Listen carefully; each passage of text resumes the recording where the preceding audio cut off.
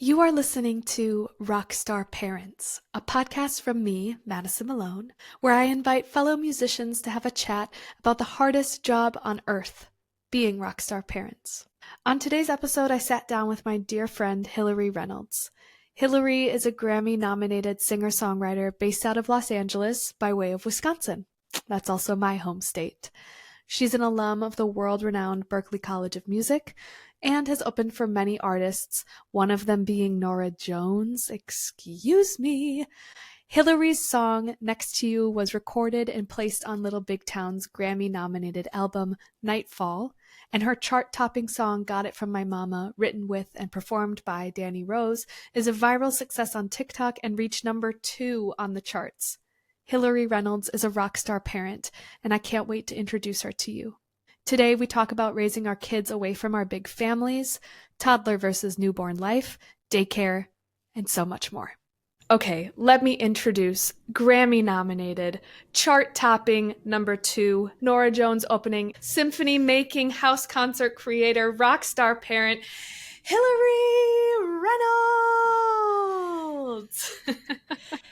Hi, Hello, Hillary. hello. So you're a rock star parent, and all of these things about you are just gonna color our whole conversation today. Oh my So just gosh. so the audience knows, what I'm doing with every person who comes on here is there's a little pre-questionnaire that they have to fill out. So the Yes. first thing is I want top 5 rock star career moments and top 5 rock star parent moments.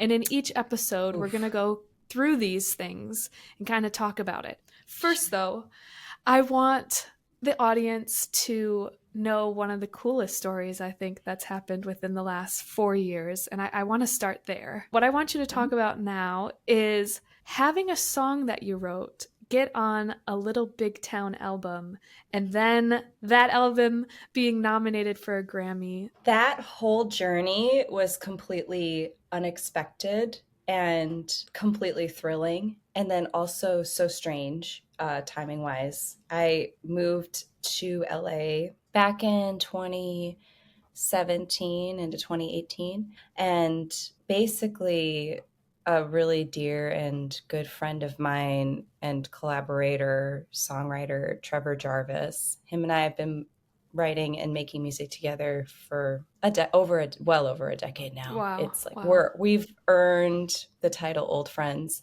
Yes. And we were just sort of like getting our footing, and we were, trying to just connect with as many people that we knew from college or from life that lived here in LA. Because as you know, it can be the most fulfilling place, or it can be the most lonely place. And I think that the difference of that is who your community is and who your friends are.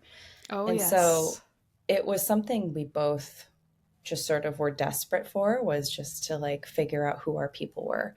And we went to a diner with our friend Mike Algedeff, who at the time was a writer with Warner Chappell. We just were telling him goals, dreams, ambitions, and he invited us over to his apartment at the time to write for a brief. It was, I believe, a brief for Grey's Anatomy. Not a grief, but a brief for Grey's Anatomy. Wow, cool.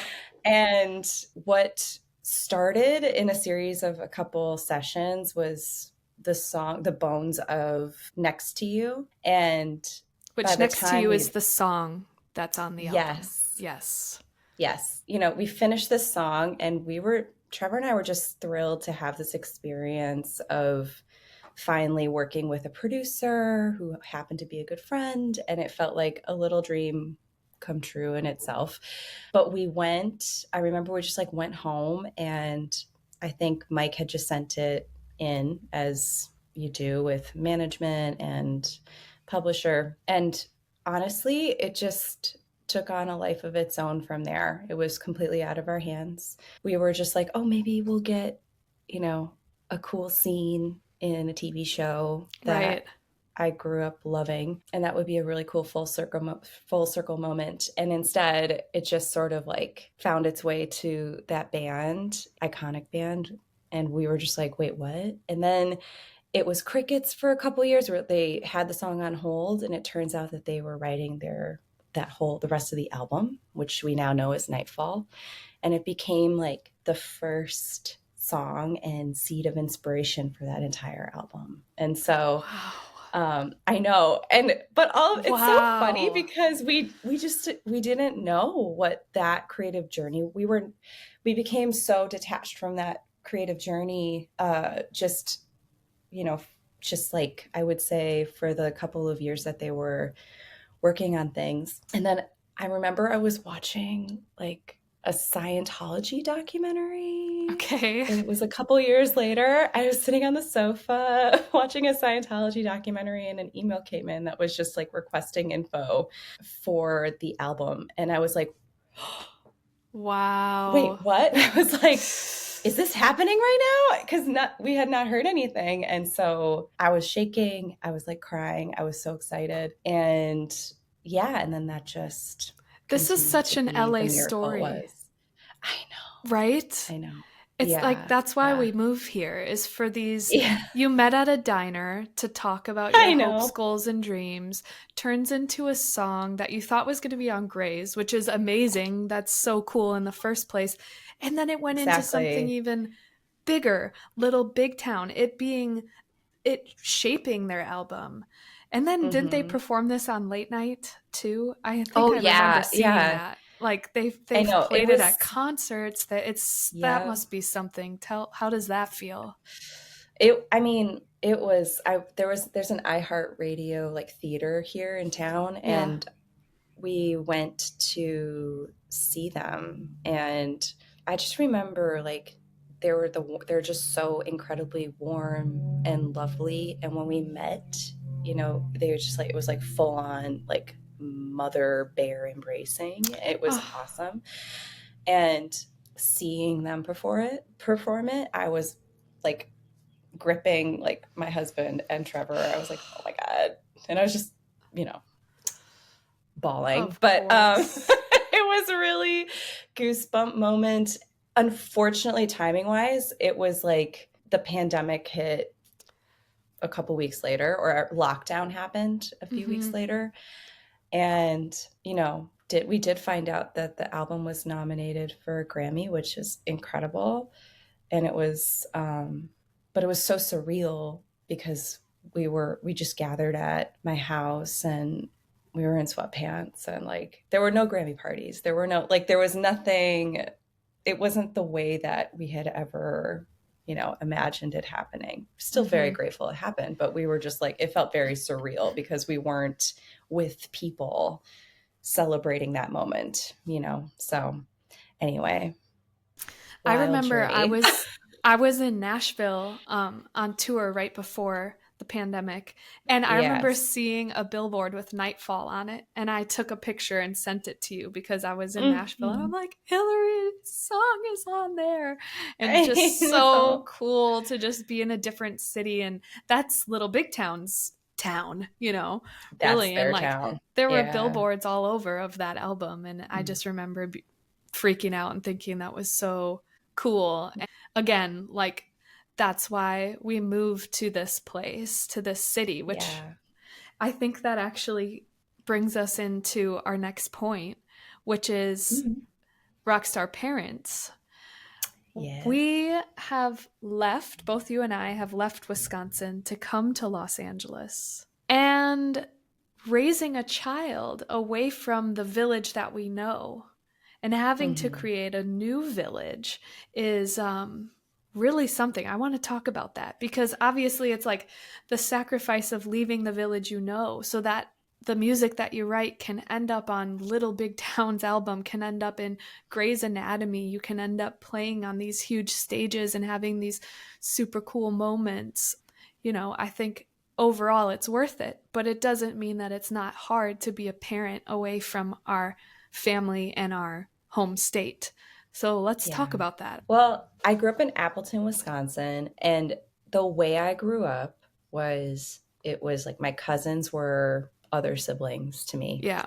And I had my younger brother as well. There were like, oh my God, I had like a series of cousins where at one point when we were in high school, it was like my cousin Kristen was a senior, my cousin Carly was a sophomore, I was a freshman. And Right. You then all lined up. my cousin Jenna was a year behind me, and then Grant was a year behind Jenna, and then my brother was a year behind Grant, I think. And then yeah, so it was like a very and we all went to the same school, and I had a cousin in the same grade as me at the same school. Like it was wild. Yeah. And location wise as well, like going to the same school, we also lived like probably too close together, but like my aunt and uncle lived through the backyard, and so we were Wow. always like going back and forth. It was insane. Very Yeah, different. you have other people than just parents, siblings, Yeah. guardians around. It's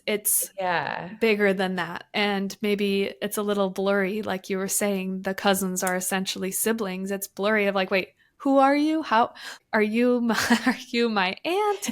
Are you my sister? Are you my cousin? Are you my like that? I Oh grew my up in gosh. that same way where it's just like the whole family is within driving distance or within walking distance Mhm, even. mhm. And then we're in LA, and not only are we parents away from our families, that village that we grew up with, but we are in a profession of being musicians where there aren't that many of us. I mean, few and far Yeah, between. How yeah. do we do it? I think there's a lot to reimagine.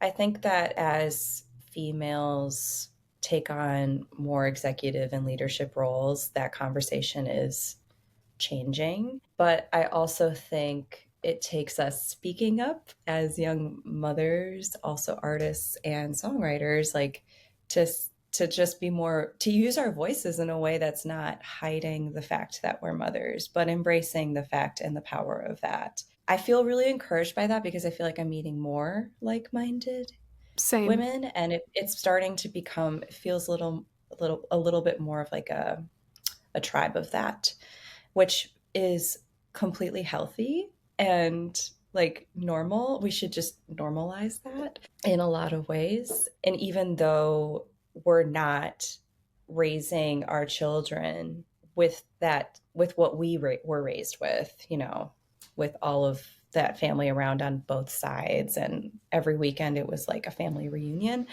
I do like there are pros Seriously, and yes. there are pros and cons to that too. There Like are. Yep. let's not like make that like the ideal thing. That's not necessarily healthy either. But Right. I have like obviously I have like moments where I really miss that. I really deeply miss that. But I also have these moments where I'm just so grateful to be surrounded by the community that we've chosen for ourselves here. And, Yeah, chosen you know, family. chosen family. And you and I have such a deep understanding of parenthood, but also our careers. And I think Mhm. that like going if we were to raise our sons back home, I don't think we would have that same peer connection in raising a child. And if anything, I feel like we would maybe feel more pressured to step away from our careers because Yeah. nobody looks like us in that space, you know? Right. So my mom was a stay-at-home mom and was around for everything and did so many things for all of us. And I just pictured that when I became a mother, that I would also like career would be somewhere else and everything would be about taking care of the family and being present and there for the home and everything. But that is not what happened. And the Hmm. career is just as important because it feeds the family and the family feeds the music. It's all one. Yeah. And I had a hard time coming to that realization of being like, oh my gosh, no, there's work to do and I don't want to say no to the work. That's the thing. You could say Hmm. no and be like, no, I don't want to play that show, or no, I can't sing vocals for that, or I don't want to work on this album. But that my heart and my soul were saying, you have to find a way to do this.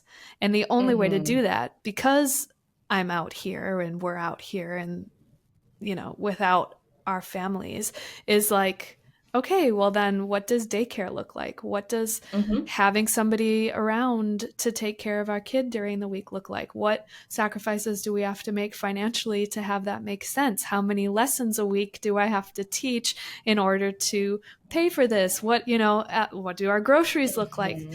And I think that's something too that I miss, but I'm also grateful for, because if we were back home, I don't think I would be pulled as much to keep my career going at the rate that Hmm. it's going. But I would also have like free childcare essentially, because I'd have Yeah. my mom's around, my dad's around, my aunts, my uncles, my cousins. There would be ways to figure it out. Even if it's not every day, Hmm. even if it's a few hours a day, I'd be able to figure it Hmm. out.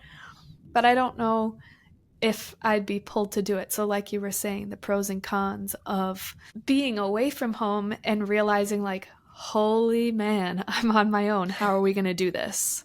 You know? Yeah. And from Yeah. a lot of my It's a lot. musician friends, it's like I don't think people are talking about that enough, of like how we find these people and what that looks like, and the changes we have to make financially to make it work. It's all Hmm. very grateful for it, and also it's hard work, right?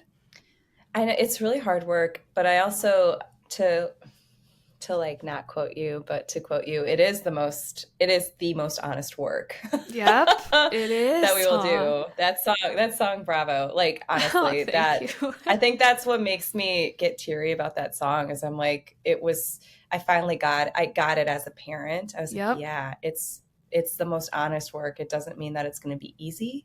It yep. doesn't mean that it's always going to be hard, but it's going Mm-mm. to be like it's going to force clarity. I Yes. think having a child, I just look back before Augie and I'm like, wow, there was so much Time. time. There was so Yes. much Oh my gosh. time. Time. Nobody understands. Nobody understands. No, I know.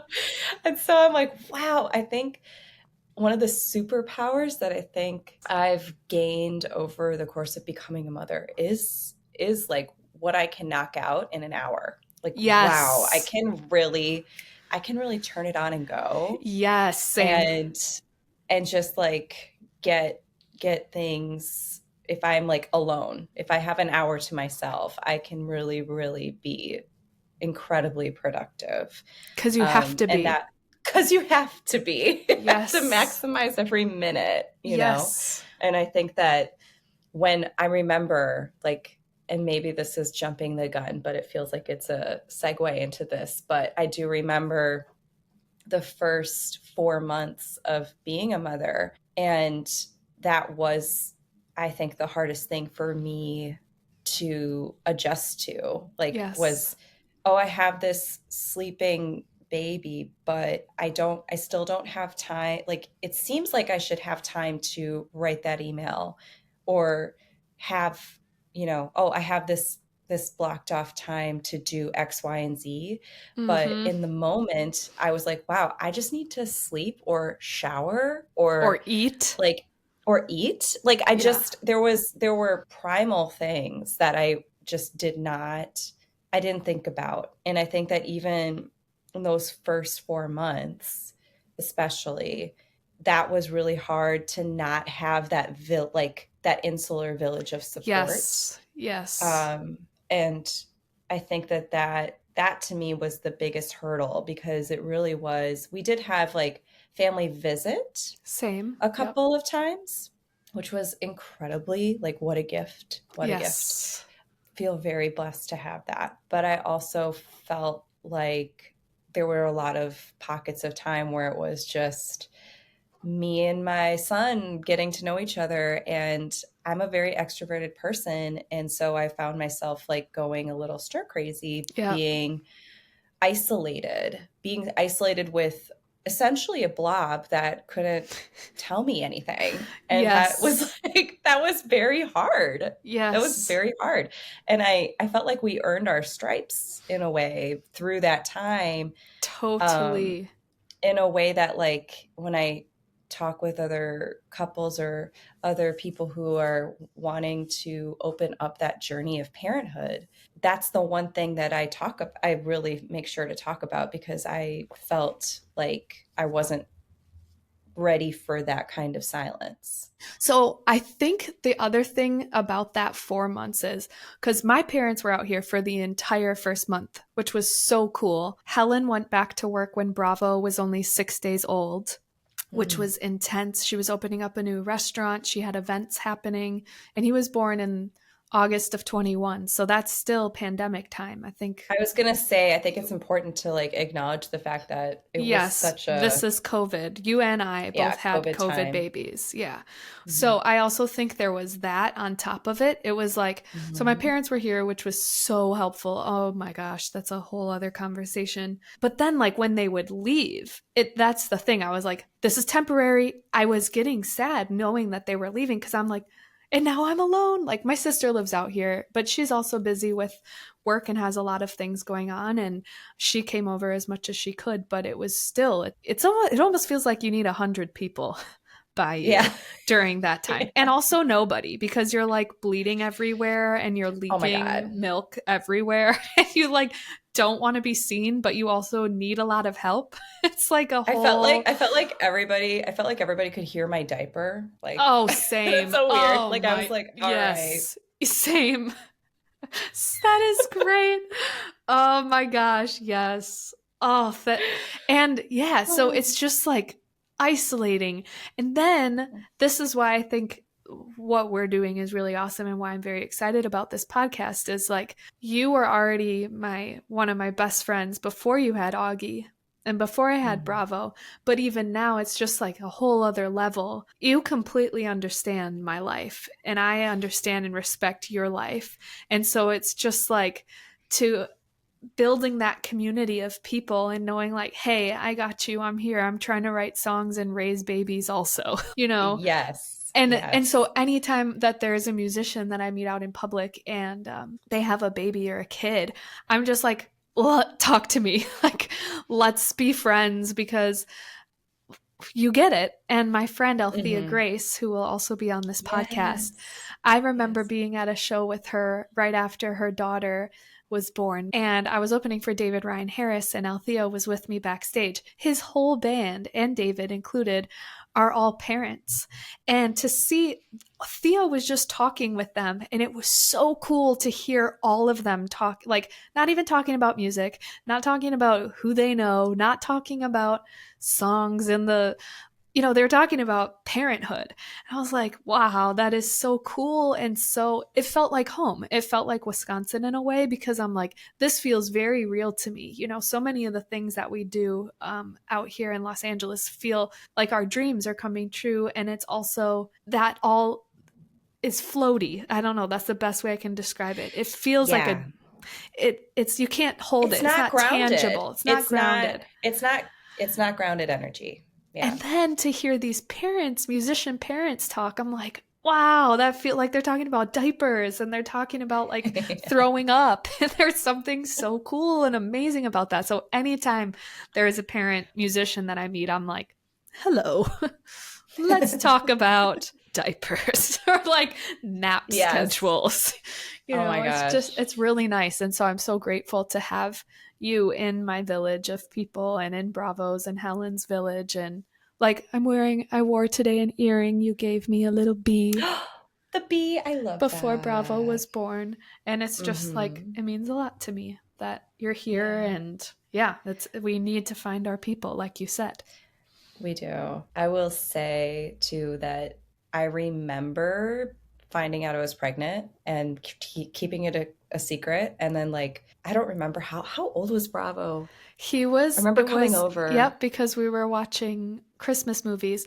So Yep. it was early December. So maybe Hmm. he was like 4 months old. You didn't you just look at me and you're like, "Are you pregnant?" Yeah. I remember you I just just looked had at a me and I was like, feeling. "Yeah, I am. I am pregnant." You had a face on you that was just like, Oh. it was like, I think she has something to tell me, but I have to fish it out. I have to fish it. You're like, "Are you?" I was like, "Yeah." I think that the other aspect of parenting that I remember being very grateful for you and Helen to talk to me about this because when Augie was born, when my son was born, I was so out of my mind and I didn't feel this like deep love.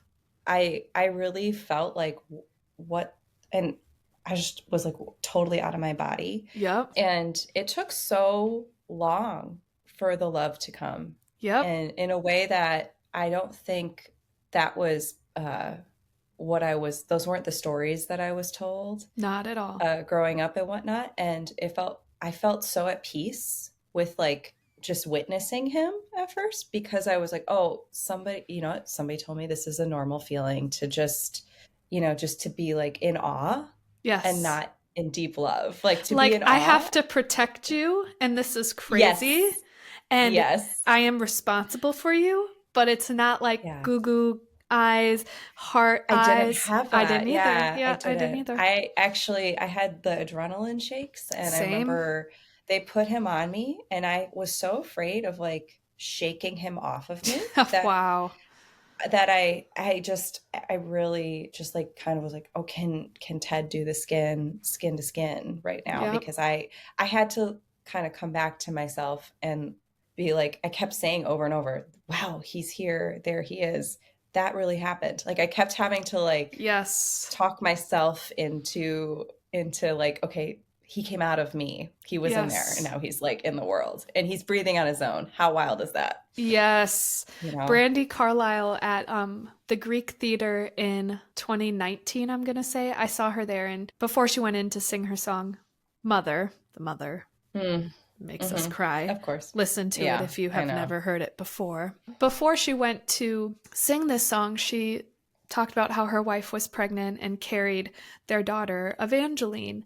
And Brandy, like, as the due date was getting closer and closer and closer, Brandy's like, I still don't feel connected to this thing. And so Brandy kept talking to all her dad friends.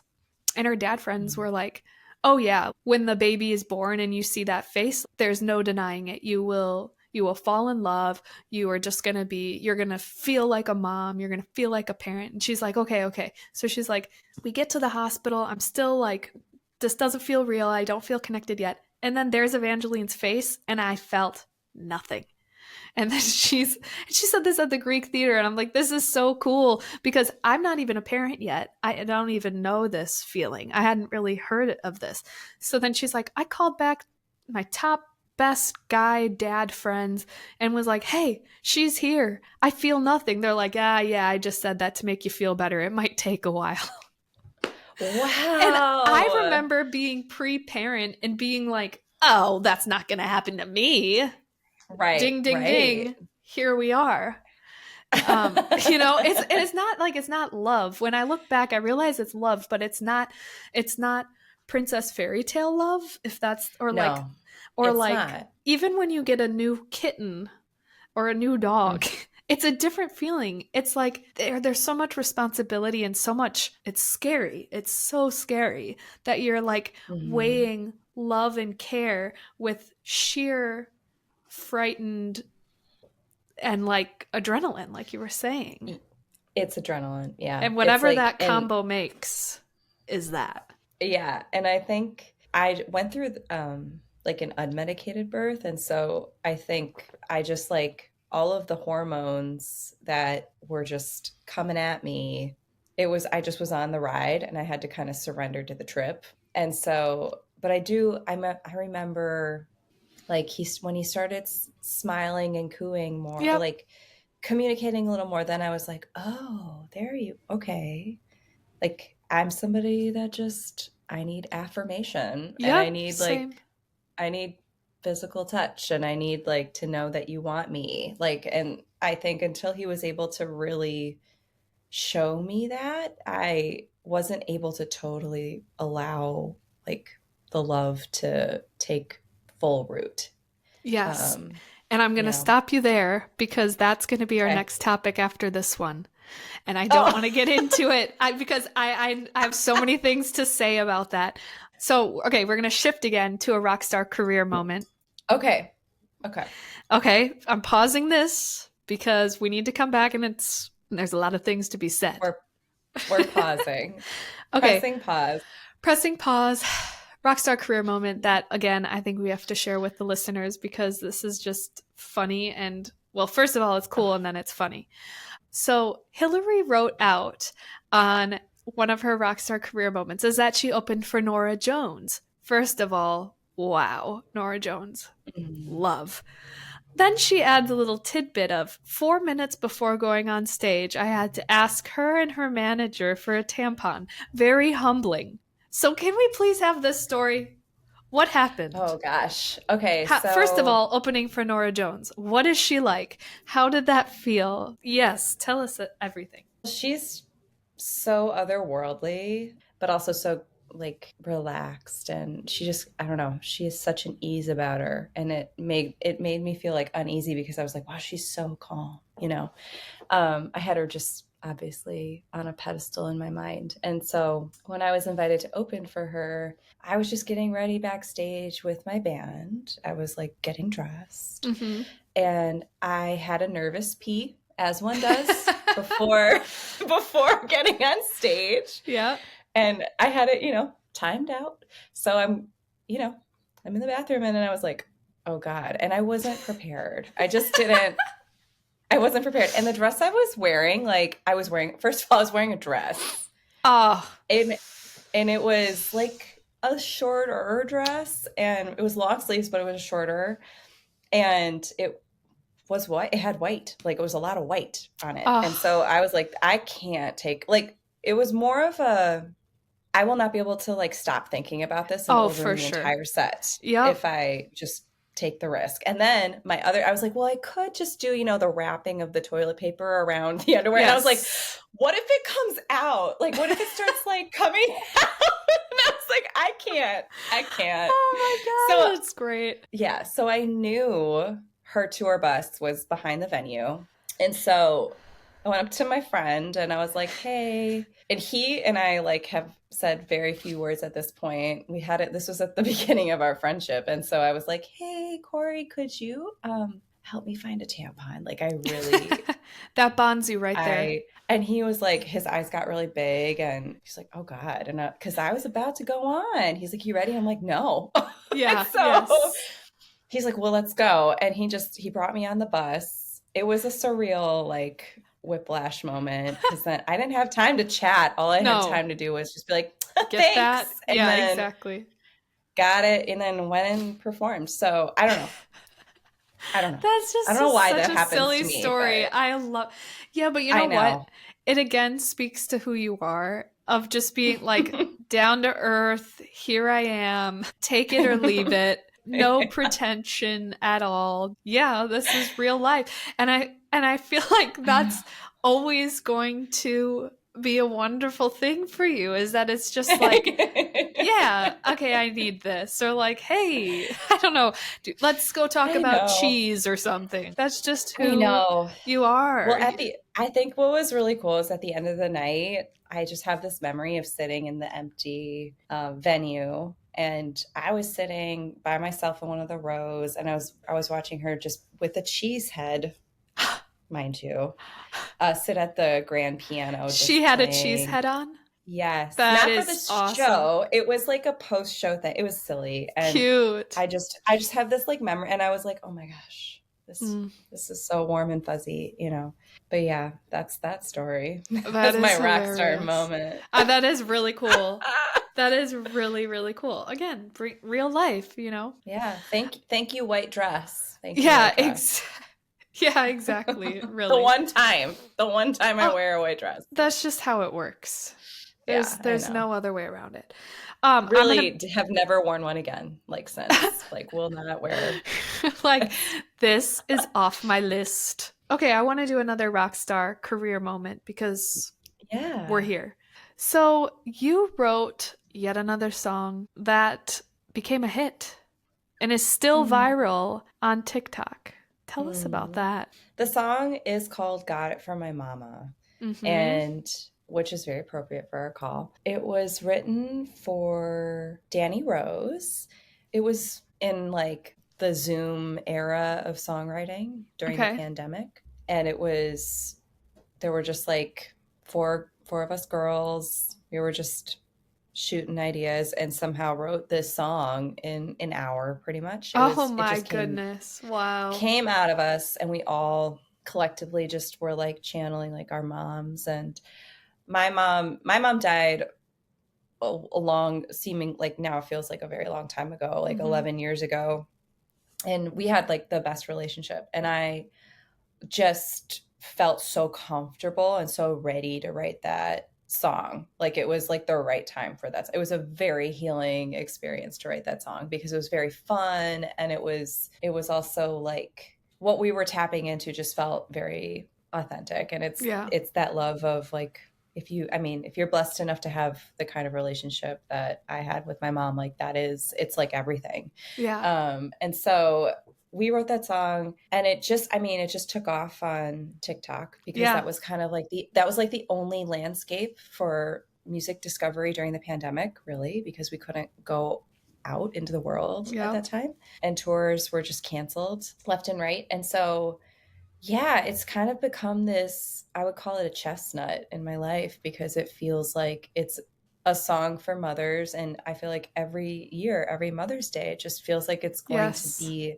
this anthem of Yep. celebrating the mom. So, Yeah, yeah. it came up on my For You page. It was everywhere.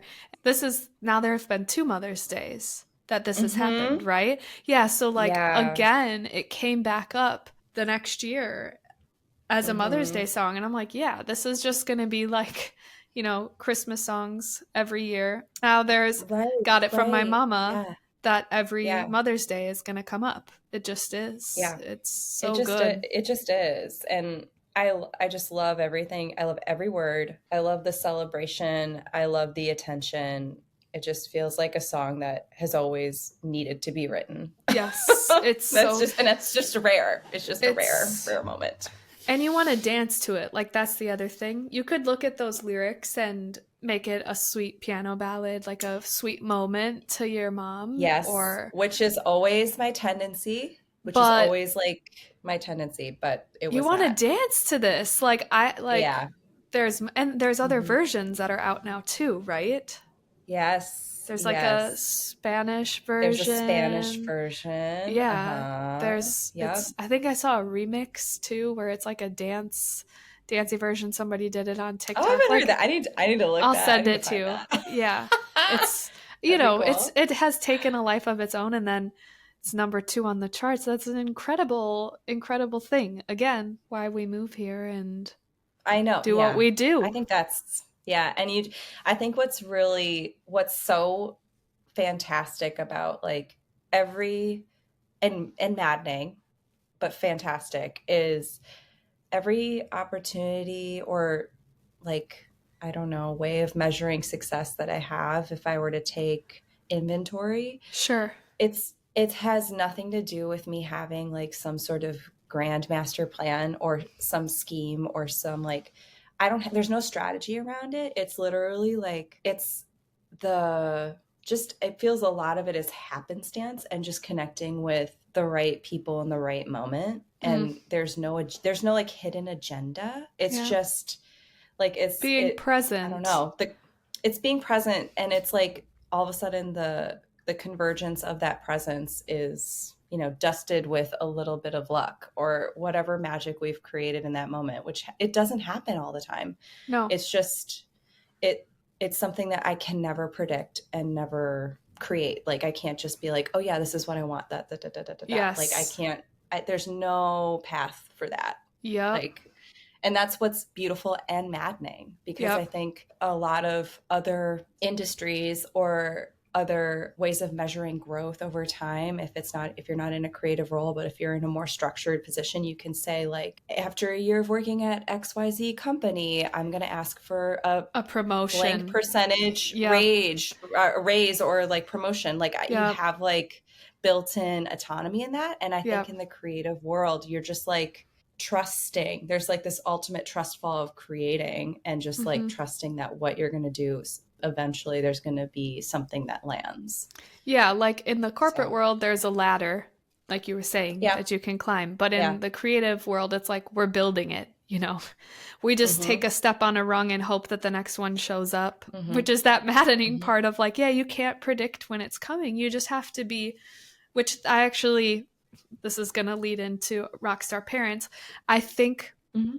that being present thing as an artist is really, really helpful because one, you're just being like, yeah, I don't have control of the future. I don't have control of who's going to call me. I don't have control of when I upload this song where it's going to go. Mm-hmm. We have No. no control of that in the same way that as parents, we have no control on what our Mm. kids going to be like when they wake up that day, on what it's going to be like, how we're going to feel that day as a parent and parenting, Mm-hmm. which like Mm-hmm. goes into our next topic of like rockstar parents. I know you and I have talked about this before, and we were just hitting on it before we got to rockstar careers of toddlers versus newborns.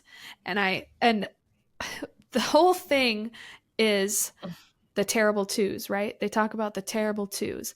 I had the nasty newborns. Like, that's what I had.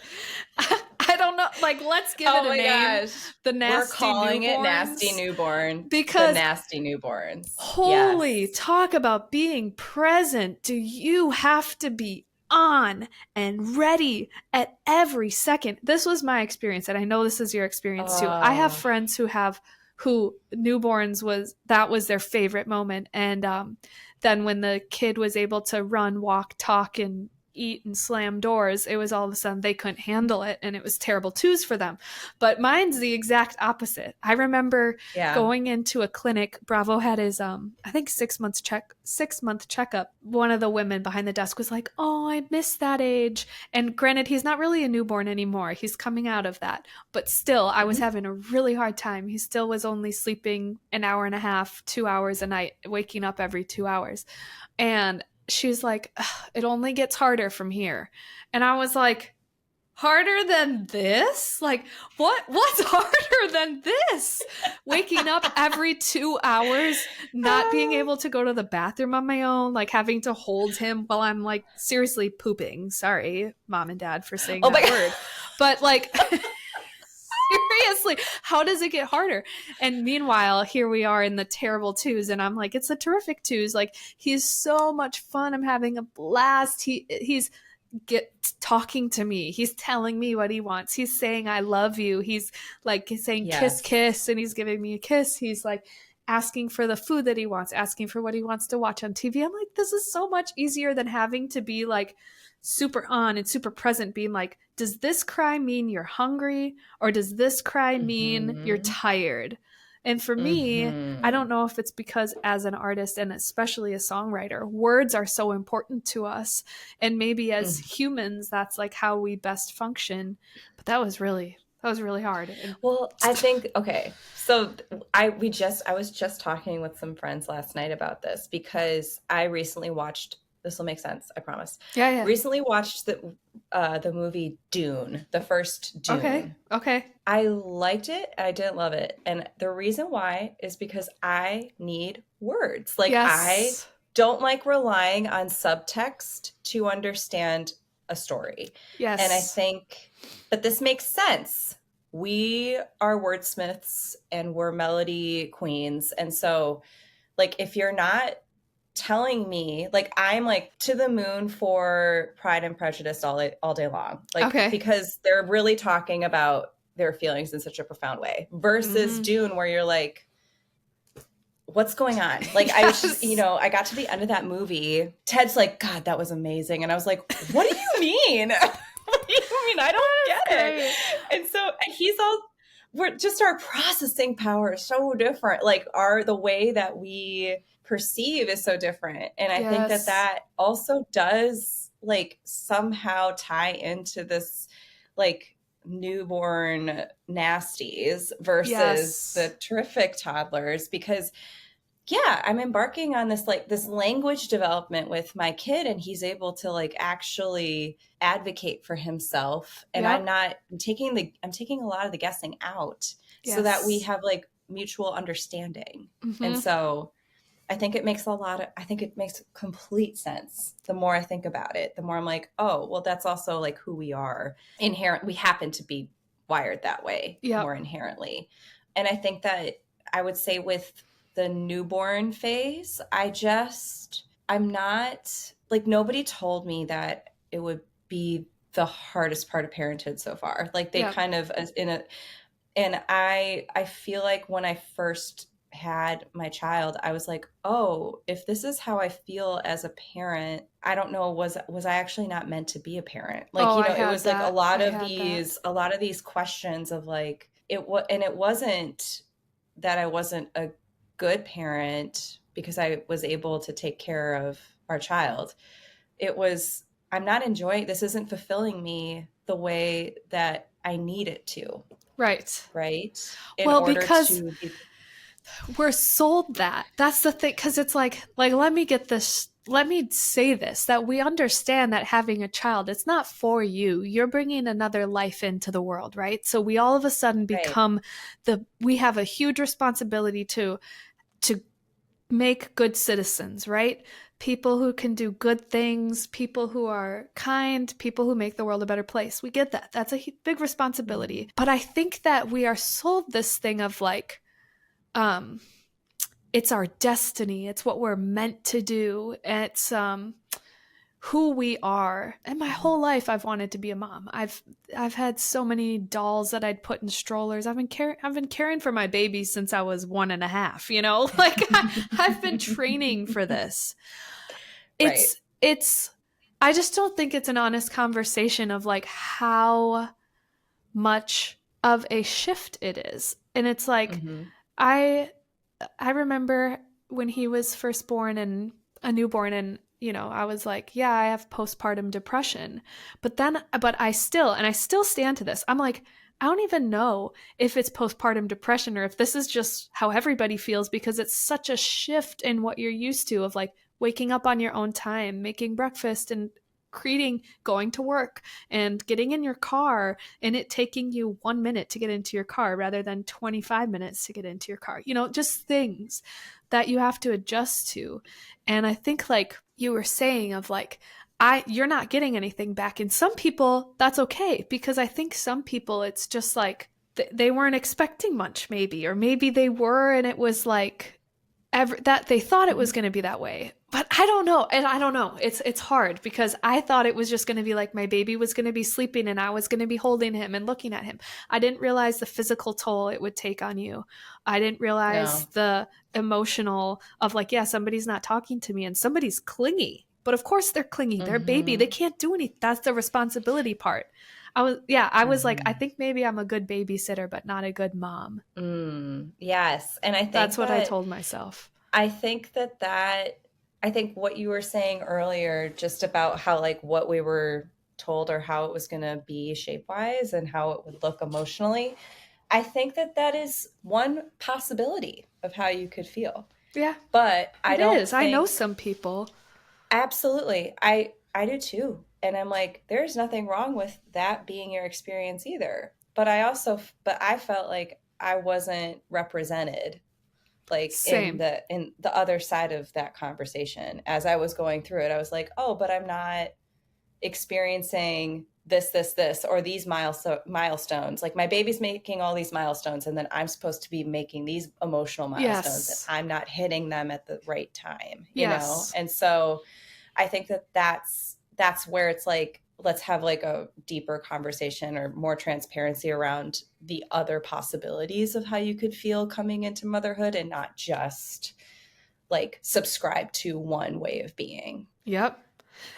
I you know? mean, and like even let's talk about breastfeeding because Oh um yeah, let's go there. I have friends who my cousin has breastfed her child for years and then had another kid and like was able to kind of not seamlessly but be able to then breastfeed that child for a few years, and it's so cool. And I was like, I'm going to do that. When I become a mother, I'm going to do that. Mm-hmm.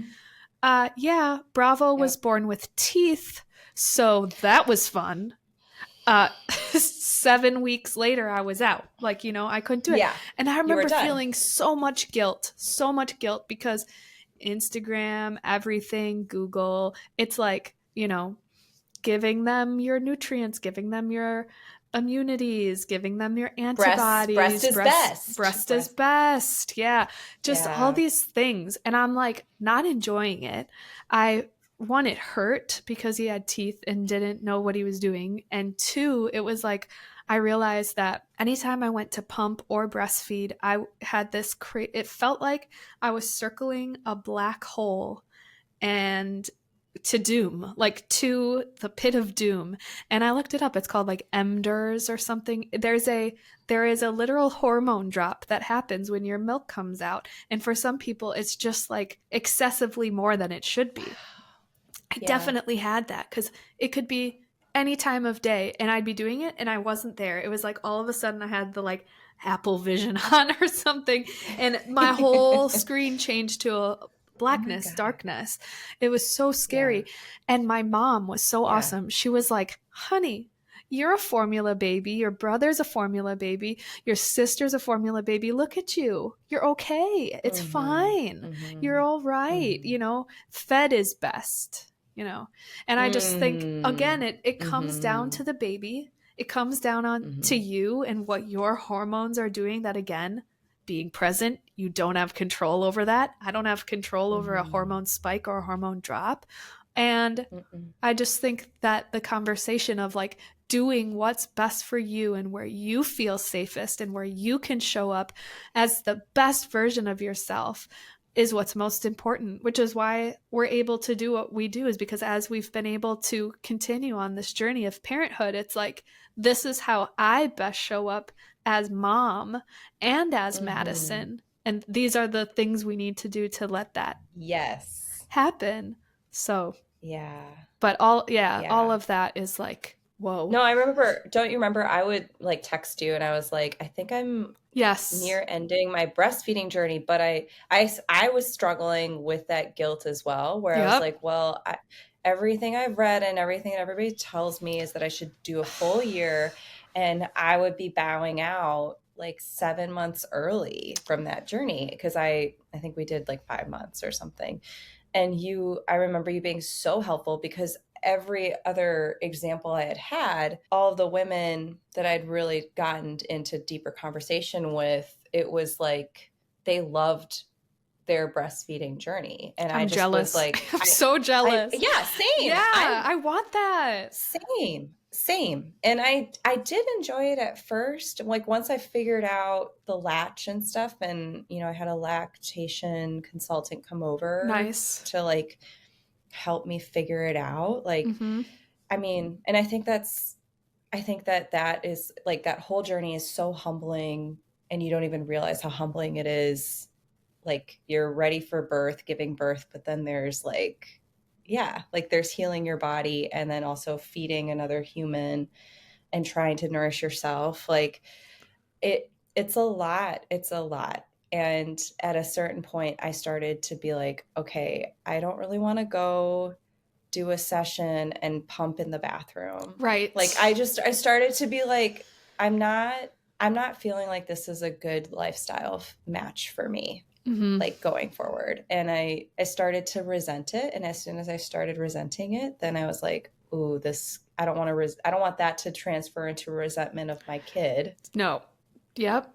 Definitely. So, yeah. But I do remember like just talking with you a lot about that. And you, like, the only reason then I started feeling really good about my decision was because you shared your story. And so Mm. that's like the power of having more stories like that Yes. Yes. is, I mean, it makes you, for me at least, makes me feel more empowered to make the right decision that's for me and not be like worried about, oh my gosh, I'm not doing enough, I'm not good enough, blah, blah, blah, blah, Same. blah. Like it takes those out of the equation.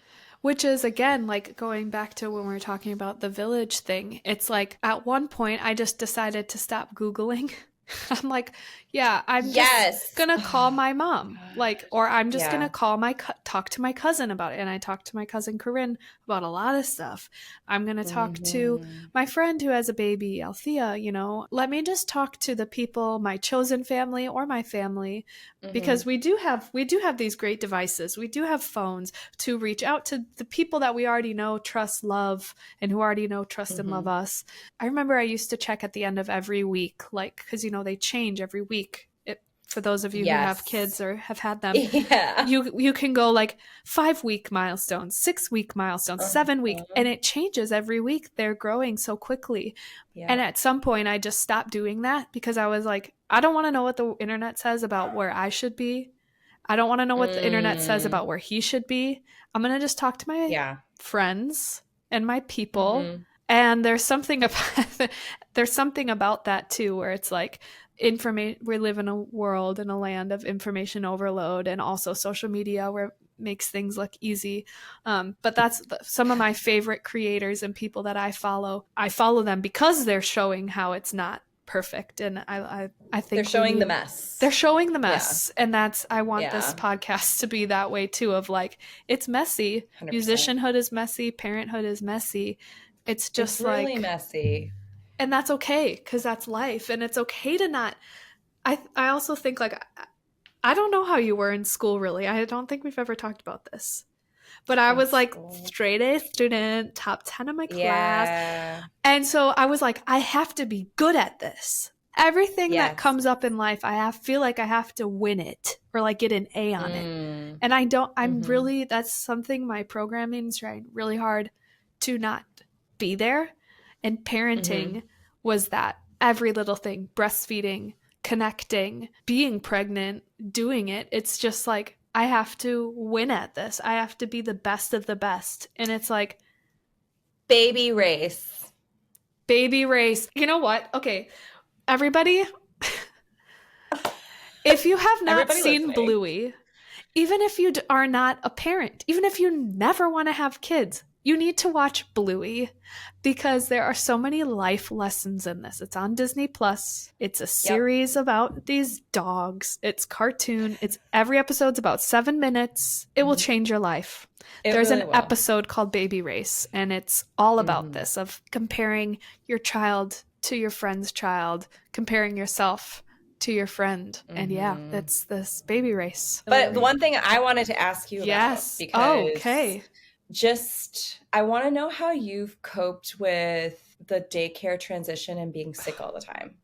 I just want to know what that is, because we're going to be embarking on that. And Yes. like, I know that that chapter is coming. And I just want to Yes. know like how you're coping with it, basically. So Bravo's in daycare, and we first had somebody who would come to the house 3 days a week. So we were all at the house together.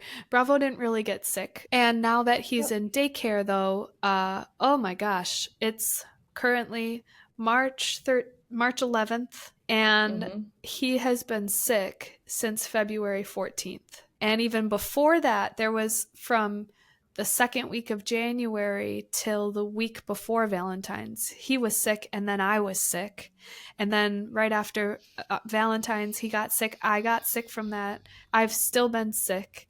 Luckily, today I am at 90%. I lost my voice twice this year already for Crazy. 2.5 weeks of Scary. time. Scary. Scary.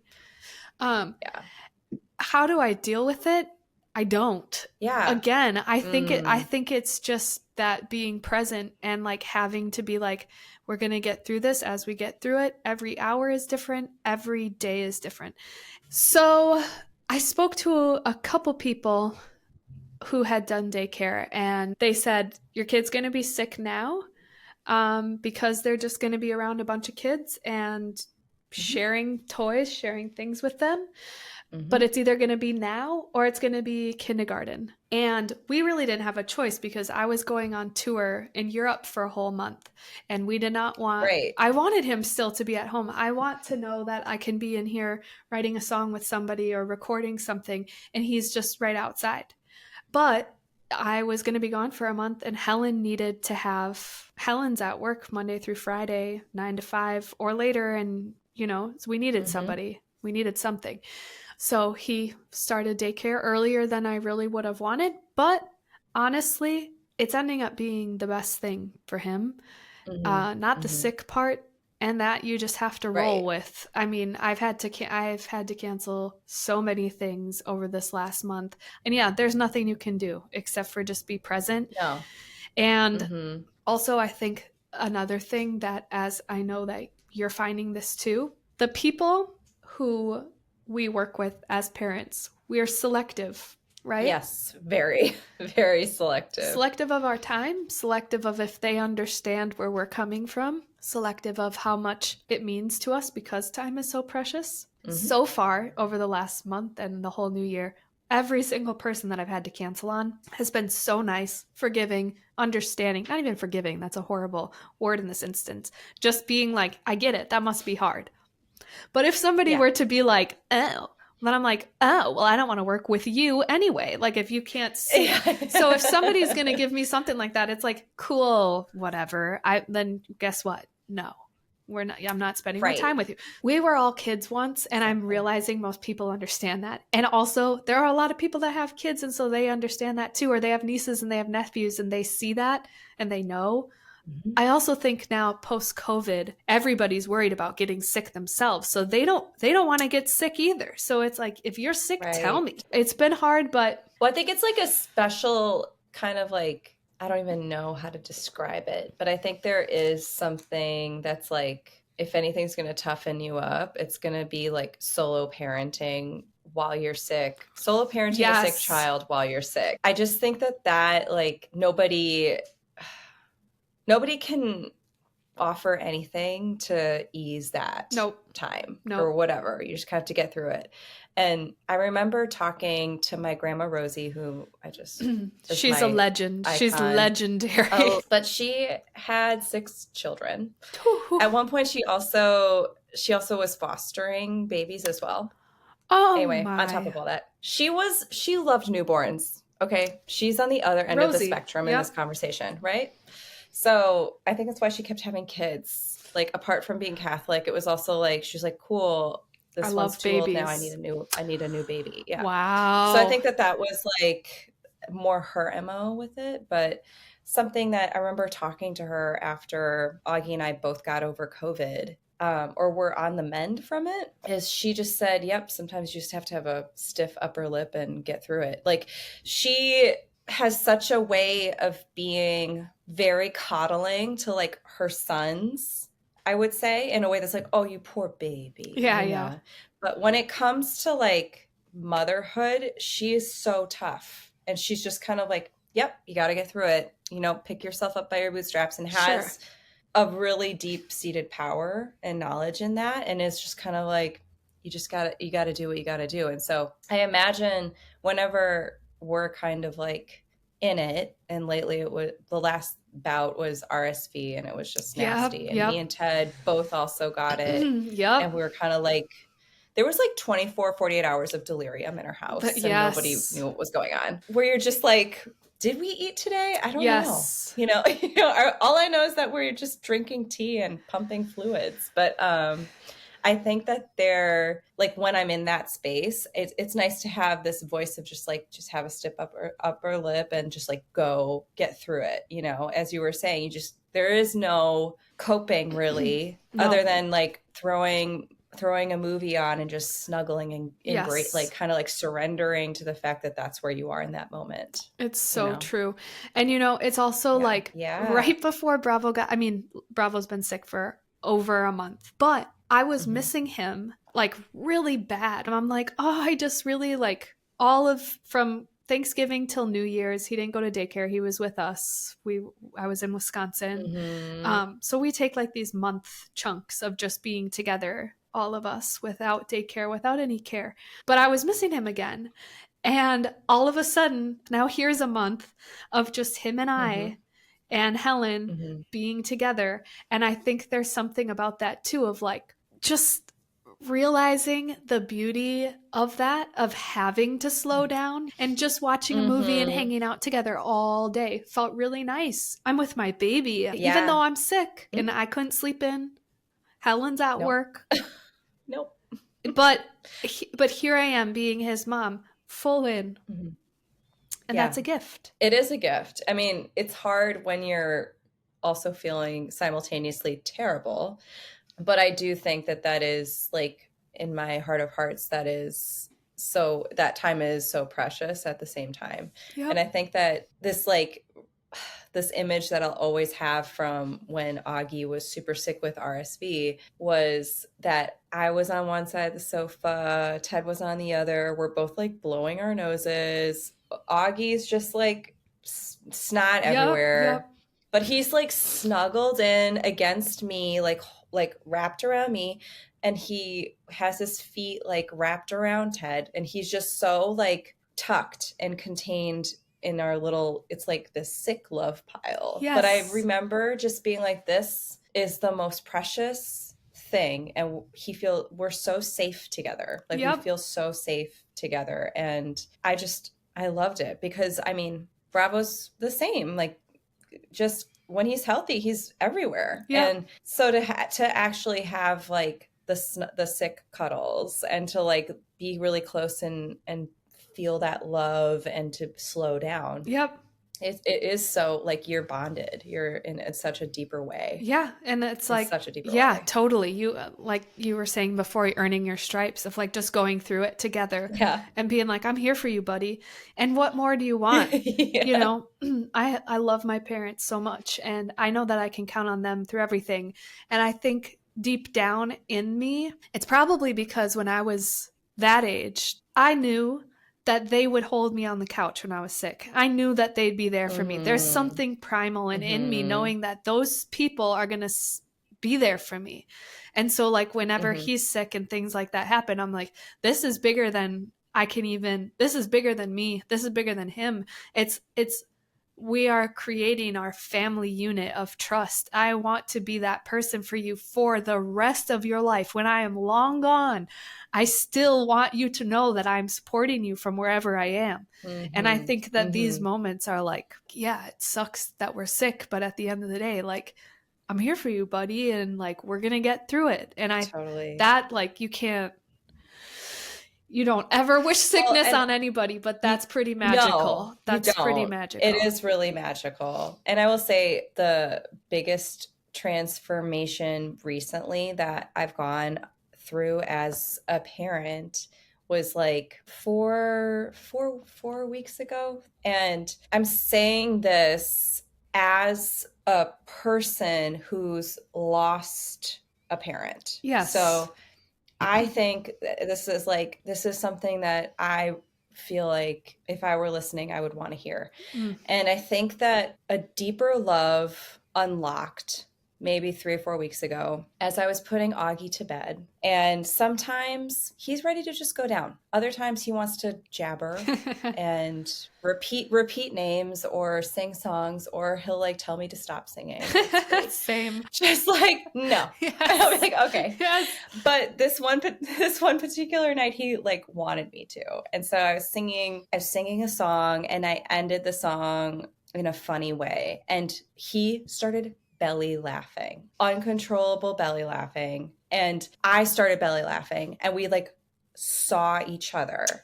And it was like, and we just kept doing it. And it was like, maybe it felt like it was 20 minutes. It was probably like 4. Like, you know what I mean? It was like not that long, but it felt like it was just continuous, and we were just could not stop.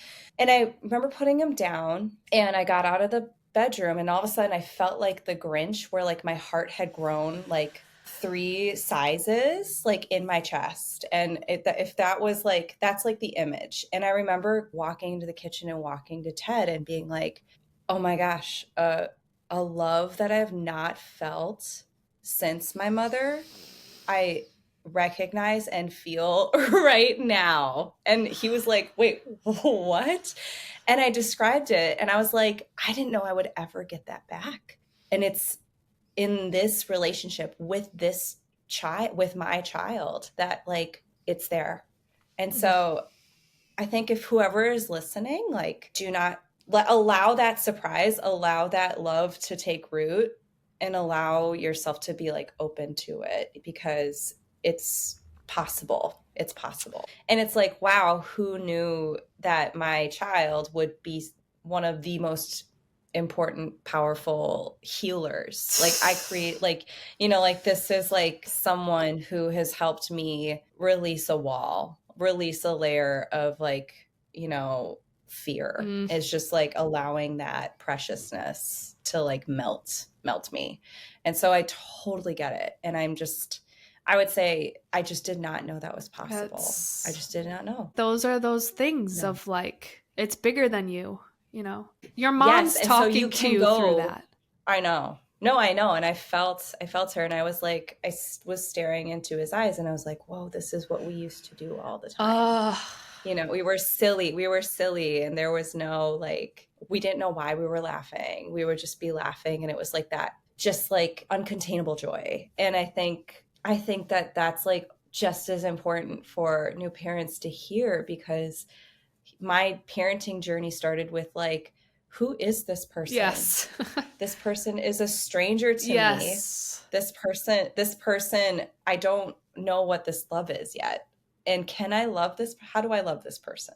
And I can just say that now, like 20 months in, I'm like, oh my gosh, like you've always been here. Yes. Or it feels like I can't imagine you not being here. Yep. Or I can't imagine us not having the love that we have.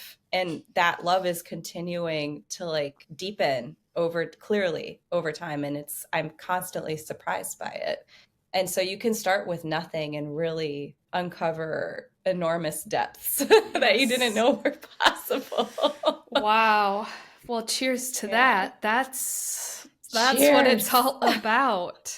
And also, like, no matter the passion or whatever fills your tank as an individual, like an artist, a writer, I'm just excited to see how that impacts everything else that I do, and how they continue to feed each other. It has from the very beginning. It keeps going. Yes. Yeah. And to not isolate it from each other. Right. Like, which is what I think having these conversations, why it's so important, because it's like seeing, like I was saying, feeling like I can only be society, I feel like, has told us so many things of like, I can only be a mom or I can be a working person. And when you put the two together, because society doesn't help us at all with maternity leave, lack thereof, with resources, anything. So it feels like we have to choose not in this country. But to be in a space where we can, one, feel I'm very grateful for, and two, it's hard work to be able to think about how to merge those two things together. But it's like, when you figure it out, and as you can do it with help along the way, with people, with partners, with whatever it is, there are moments like this, and it's like, yep, that's what it's all about. And that's, I think, the most interesting tapestry we can weave is all of that. Yeah, it is. But it's like, it's so encouraging to continue. I'm excited to see how many other conversations you have, because I'm going to listen to every episode, because I, as an individual, as an artist, as a mother, I need to be armed with more stories and more examples of what's possible. Yes. Same. Well, I freaking love you, Hillary Reynolds. And I could talk another 3 hours with you. I know. You know this.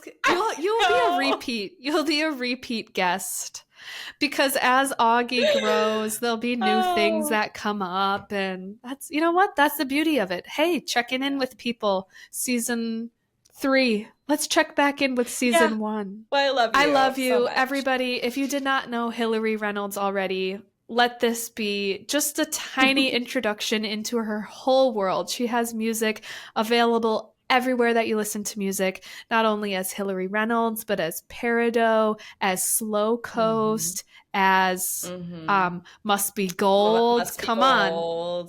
Wild Meridian. Meridian. This artist is everywhere, and you are lucky to have the chance to now know Hillary Reynolds if you didn't already. Let this be the intro.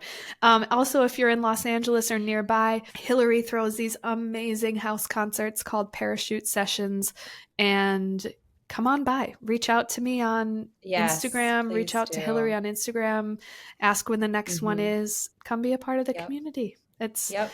Come do it.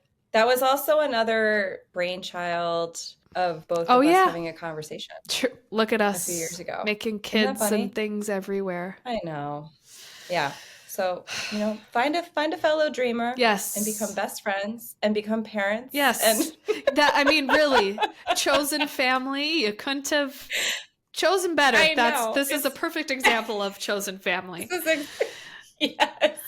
Living the tale. Yes. Well, you are a rock All right. star in every single Hmm. sense of the word, and I'm so proud to be your friend and collaborator. And yeah, I mean, also Yes. too, like we have a song that we've written is going to be on your album. A song that we've written together is going to be on my album. So I there are know. things that are I know. happening and are have already happened and are coming ahead on the horizon. So It's really exciting. It's really it exciting. is. And I'm so grateful that we have chosen each other in each other's lives to be a part of the journey. And I love you. I champion you. Same.